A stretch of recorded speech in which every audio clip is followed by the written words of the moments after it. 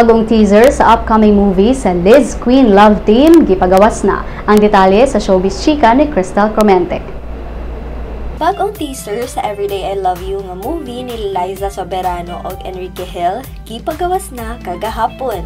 Bisan pa man og limited kini kumpara sa usa ka full-length trailer, aduna gihapoy mga importanteng detalye ang gipakita nga naghatag og clues kung unsay angay atangan sa mga fans. First detail nga gihatag mao ang apil sab sa salida sa kapamilya actor Gerald Anderson. Labaw pa niini, boyfriend pagyud si Gerald ni Liza. Samtang second detail mahibawaan sa bahin ni Enrique Hill diin usa kini ka young businessman. Sa maong teaser, makita nga gikastorya ang karakter ni Enrique sa iyang mama o giingnan nga ipadala siya sa Bacolod aron makaton sa basics sa pagpadagan sa ilang kumpanya. Ang unang panagtagbo sab sa duha, makitang dihang nag-drive og motor si Liza samtang si Enrique nagsakay og taxi. Sa dihang nagtapad ilang mga gisakyan sa usa ka stoplight, gikalingawan ni Enrique si Liza o givideohan niya kini.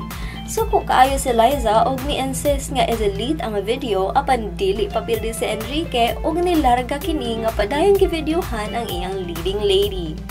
Bisan maingon nga bitin ang teaser, dili na dugay ang antuson sa fans kay ipagawas ang salida sa October 28. Crystal Cromente alang sa Showbiz Chika.